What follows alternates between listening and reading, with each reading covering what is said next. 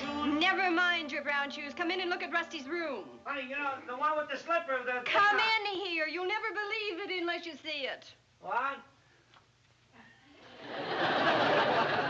Holy smoke. Were there any survivors? I doubt it. You know, I think we should let the Ward Department know about Rusty. I'm sure he's the secret weapon they've been looking for. Yeah. I gotta talk to this boy. You've got to do more than talk. You've got to be very firm with him. Well, honey, after all, he's just a normal 10-year-old boy. I know he's a normal 10-year-old boy, but he's also a member of this family, and he's got to learn to conform to the rules. Okay, I said I'd talk to him. What are you getting excited Well, you've got about? to tell him in a way he'll never forget. All right, don't get excited. And if talking isn't enough, you're going to have to use stronger measures. I can use stronger measures, too, I don't believe in punishing children, but I also don't believe in coddling them. Don't worry, I'm not going to coddle him. I won't coddle him. And don't you forget it. I won't forget it. All right, don't get excited. Boy, have I got a surprise for you. Yeah, well, I got a surprise for you, too. Now, you see here, young man. Daddy, don't you dare lay a hand on this child. I wasn't going to lay a hand on him. Well, you look like you were. You know, you women are crazy. You're really crazy. I was a perfectly peaceful man this morning looking for the shoes, the brown ones with the buckles on. That's all I had on my mind. And all of a sudden, you got me all steamed up about disciplining the boy, punish the boy, and as soon as the curly-haired little darling walks in a room, you hover over him like a mother eagle on a nest. Well, there are right and wrong methods of disciplining children. Yes, Your Majesty. We will use your methods. You go ahead. You discipline the child. Rusty, if you ever leave your room in this terrible condition again, I'm going to be very angry with you. Boy, what a cruel punishment that is. Look, Russ, I don't want to have to tell you about this anymore. I mean, you've been very, very, very unneat lately. You're an untidy kid. Now, we got to have a long talk about this.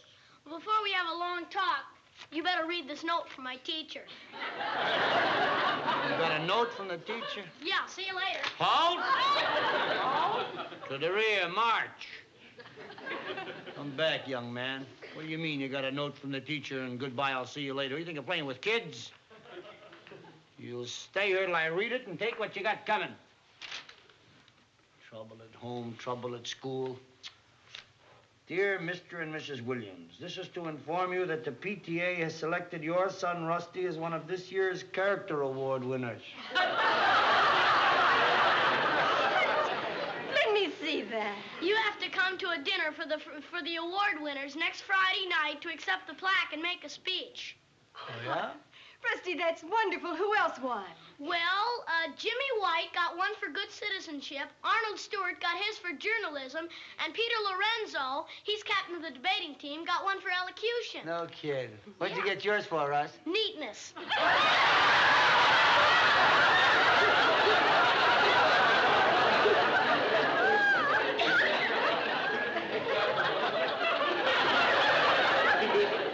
I'm pretty sure I heard what you said, but I'm going to ask you again. What'd you get it for? Neatness. For keeping the schoolyard clean. I must say I'm a little surprised. I'm flabbergasted. Where are you going to hang your plaque? Under the rug? Rusty, if you're so neat in school, why doesn't it carry over into your home? Well, you know what they say. When you come home after a hard day, you like to leave your work behind you.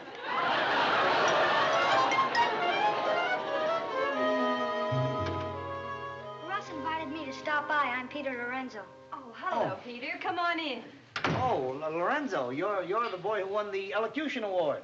Congratulations, Peter. Say, that's wonderful. I always say a man should have a command of the English language. Elocution is always a favorite subject of mine. Won't you sit down, Peter? Yes, you look a bit fatigued. Won't you occupy a chair? Russell is momentarily detained. He is sanitizing his domicile. It means he's straightening up his room. I understand you're also captain of the debating team. Yes, sir. Yes. What are your views on capital punishment? Well, I mean, in debating the issue, we should take into consideration the fact that the criminological statistics have proven that capital punishment in no way is a deterrent to crime. Don't you agree? yeah. Yeah, sure.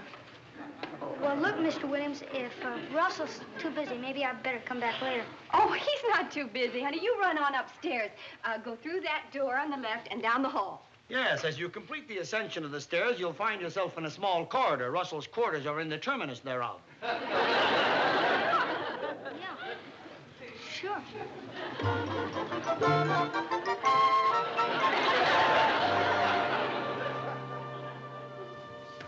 Well, I got my room all cleaned up. Nice and neat? Yes, sir. Good boy. You should keep your room nice and neat all the time. I can't keep it clean all the time. Why not? That's what you got the award for, wasn't it? You know what? What?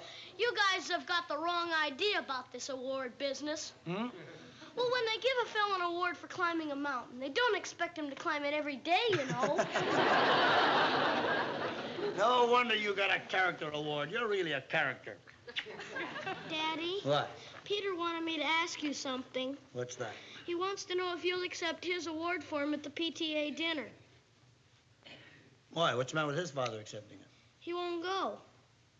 You mean he won't go? You mean he can't go? He works nights or something? Oh, no, he doesn't work nights. He's the shoemaker down the street. Well, why won't he go?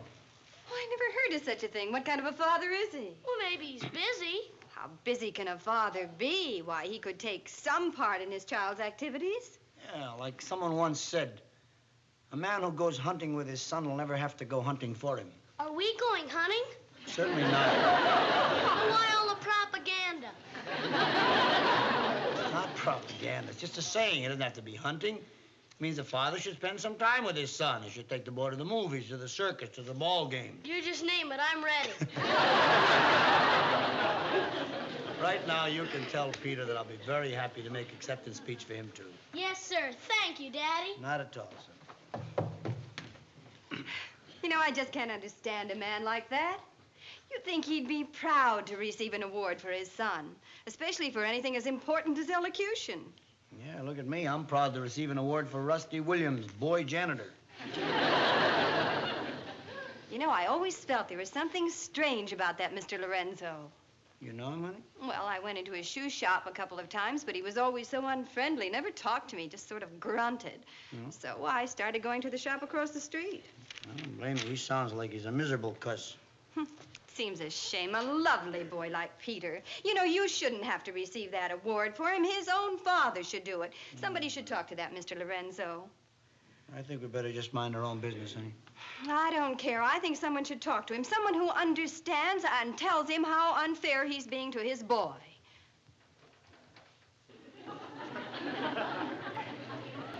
Danny. Sweetheart, Yes, darling? you know, I was just thinking, honey, Hold the phone. that... Cease the operation right now.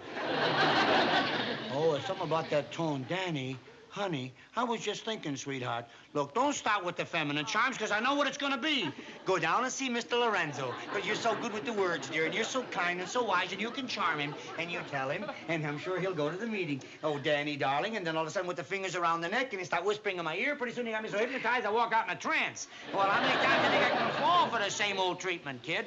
I'm not exactly a dummy, you know. Of course you're not a dummy. You're the smartest man I know. You just And, remember that. Darling, you are wise, and you are sweet, and you are kind, and I'm sure that if you went in and talked Kathy, to that I Mr. have no Loren- intention of... Oh, I know, honey. You could take my shoes in and have them healed. Kathy, I don't That's wanna take it. your- You took my shoes in and had them healed, then you could sort of break into a conversation with him, and in no time at all, you'd have him right in the palm of your hands, honey. I know you would. Why, when you turn on that charm, no one can resist you. Oh, no, I can't.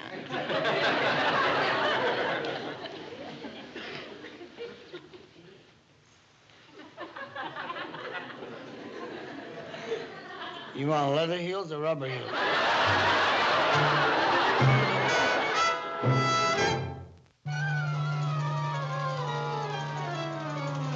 Excuse me. Hey. Excuse me. You fix the heels on these shoes, the leather heels. And my wife wants you to fix them. We live in an apartment building right down the street here. Friday, 2 o'clock. 2 o'clock.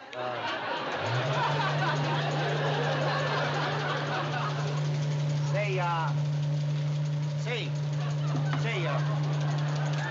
how how about fixing the heels of my shoes here? You know, half leather and half rubber? Like I was saying, we live in the apartment building down... Friday, 2 o'clock. Well, wait a minute. I can't walk around on my stocking feet. I say I can't walk around on my stocking feet. I thought you'd fix these while I wait. Too busy. Say, would you shut that thing off for a minute, please? Look, I gotta be honest with you, Mr. Lorenzo. I didn't come in here to have any shoes fixed. I came here to talk about your son. My son? Yeah, your son, Peter. He's a fine boy. Any father'd be proud to have a boy like that. Well? Well, the PTA is having its annual father and son dinner, and your son is receiving an award. And of all the winners there, he's the only one whose father won't be with him. I know. What do you mean you know? Well, why can't you go? Too busy. Oh, come on now. How busy can you be? I mean, all you have to do is say a few words, make a little speech on how the home environment helped the boy win the award. I mean, Look, you owe it to your son to show up. Friday, 2 o'clock, too busy.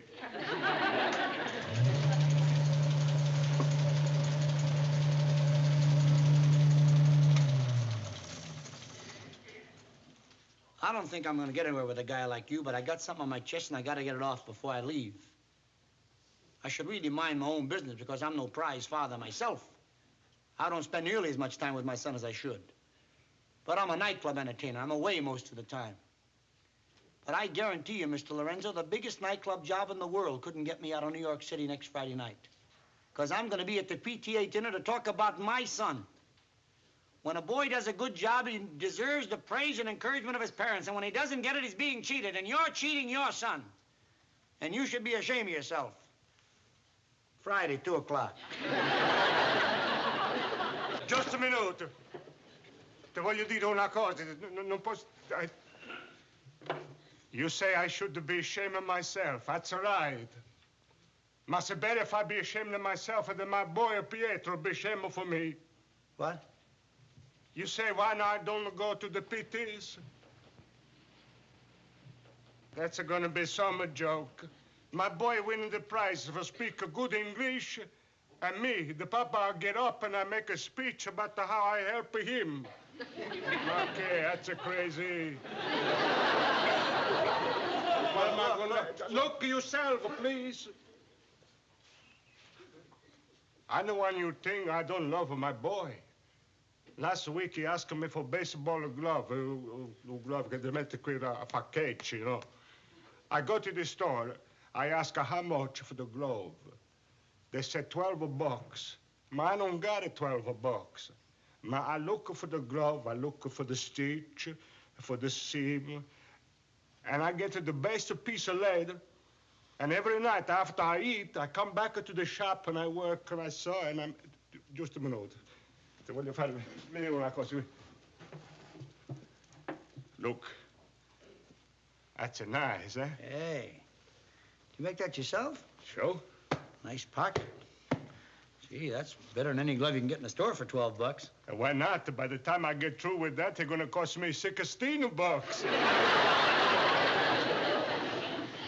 See, the glove I can make. But this speech, no. I guess I had you all wrong, Mr. Lorenzo. But tell me about Peter. I mean, he's not ashamed of the way you talk, is he? Oh, man, no. He begged me, please, to come to the PTs. But it's me don't want to go for talk, no? You know, you're making too much of having a dialect. It doesn't matter the way you talk. It's what you talk. That's all right. I can't help it. That's the way I feel. Look, if you didn't have to make a speech, wouldn't you want to be there and see your son win the award? Sure. Okay. If you promise me you'll be there, I'll make the speech for your son right after I make the speech for my boy Rusty. Rusty, You Mr. Williams? That's right. Oh, Mr. Williams, Rossi's a fine boy. Thank you. You know, when he come here waiting for Pietro, he helped to clean the shop. He fix up the box. He sweep up with the scraps. He's very neat.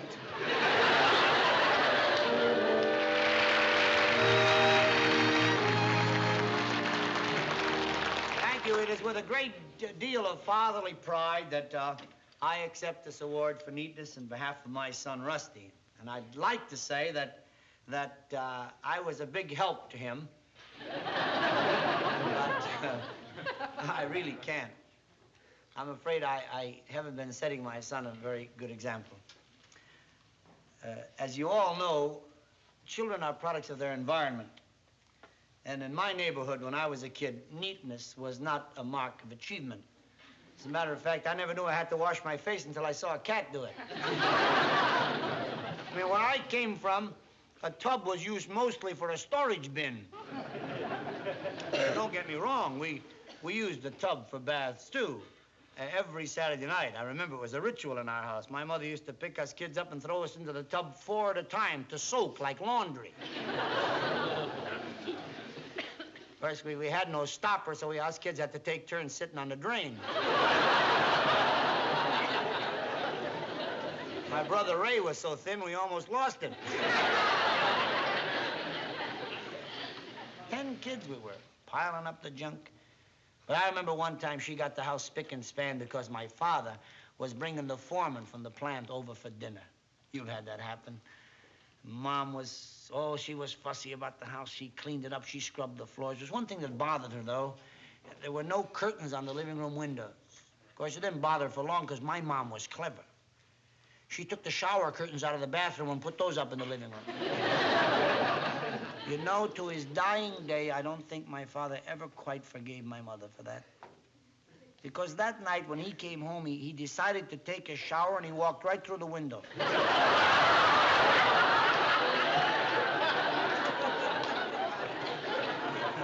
You know, we've never stopped talking about that incident. Every time we have a family reunion, someone is a cinch to bring up the story about Dad and the shower curtains. Of course, we spend most of the time at these reunions talking about my father. He was quite a man who had the humblest of beginnings. Born of an immigrant father, a sheep herder who first saw life on the most famous hills on earth, the slopes of Lebanon. A man who came to this country a young fellow and married and raised a family of 10 against tremendous odds.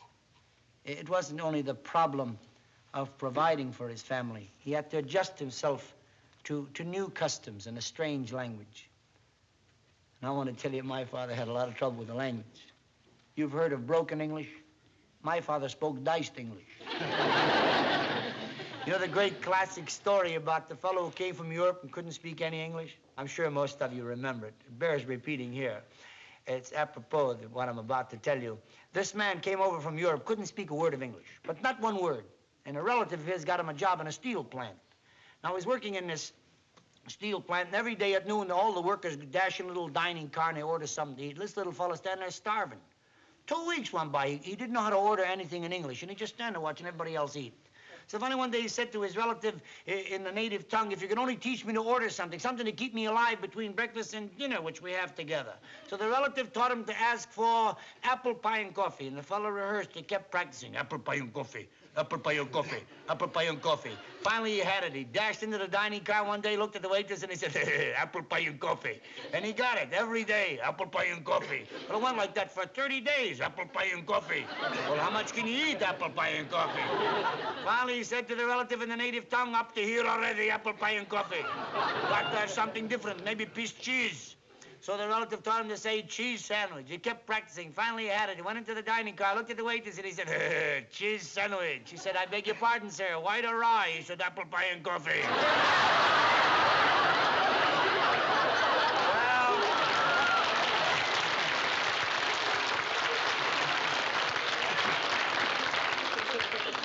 My father was very much like the fellow in that story when he first came to this country.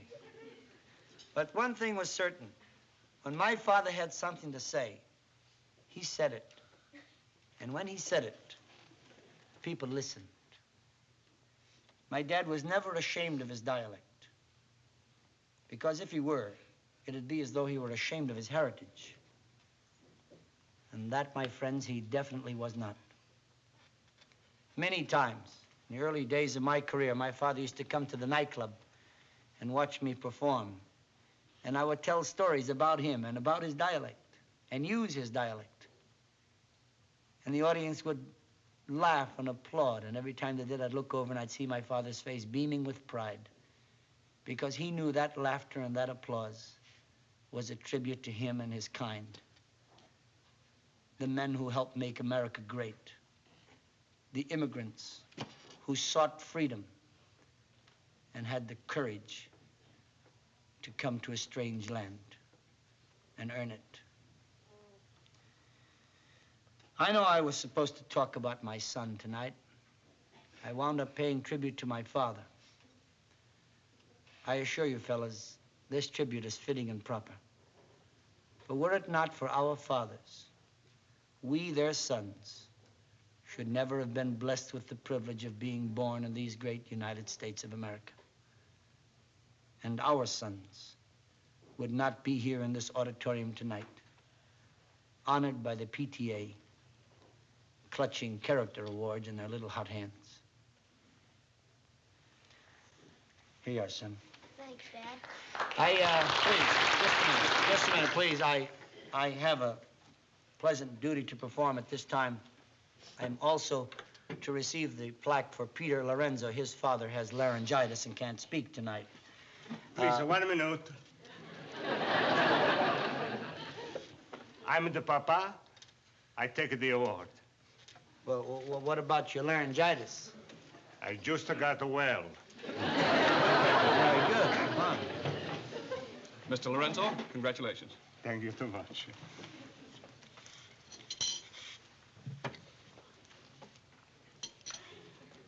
Friends, the reason my boy is a good talker is of course for me. That's all right. That's all right. I no talk, he talk all the time, and he get a lot of practice.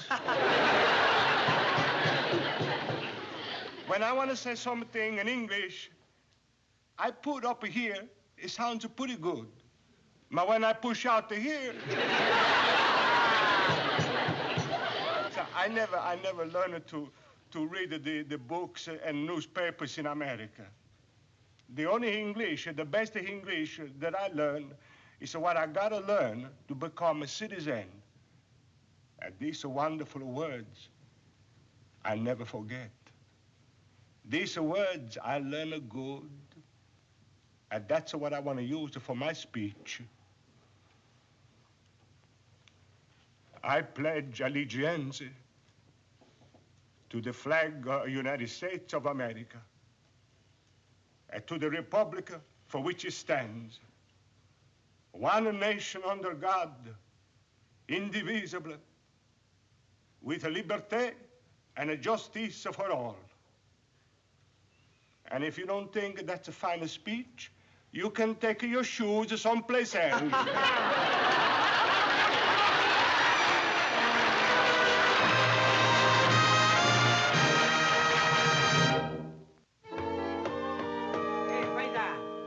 Mr. Williams, how are you? It's so nice I was to just see going you. by and I thought I'd stop in and say hello. How's everything? Thank you too much. I don't see you for a long time. I've been away for a few weeks. I was playing a Shapery in Chicago. That's good. That's nice. How's everything? Oh, she's fine. Everything is fine. Glad to hear it. You know something? I gotta thank you too much. Well, thank me for what? Thank you too much because you do for me what Garibaldi do for Sicily. Huh? You free me inside. What do you know about that? Yes. You know, at home with Pietro, everything changed. No. Oh, sure.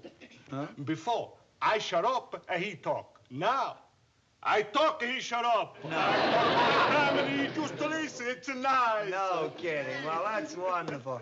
Hey, hi, Peter. How's everything? Thank you too much. Everything is fine.